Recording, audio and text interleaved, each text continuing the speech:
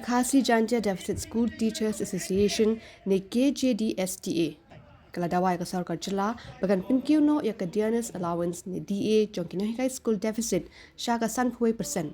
Kebanyakan kat kum ke jingsiew yaki nongtrei Sorkar nalor pynlait no yaki arrear jong ke DA berim.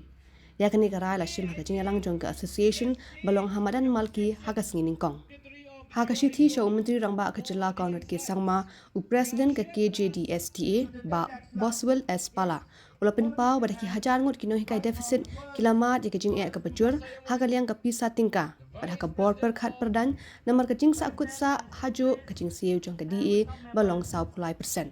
Kini ke seng kala i4 ke Sorkar haduk ke khat santrik ukala lingkot arrear punriu bakan pen urlong ye ke jing Dawa apa byrngem men penlong ye ke jing iakhih lada kam urlong.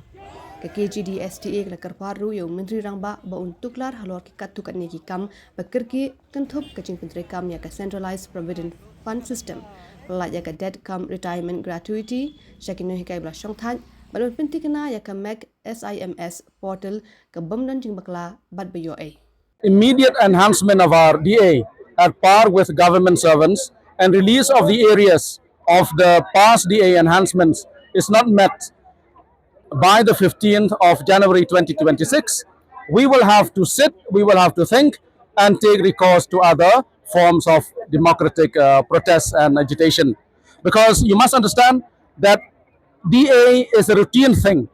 And if the government does not feel it right to give it to us, does not feel it right to enhance our DA, then something is very, very wrong somewhere.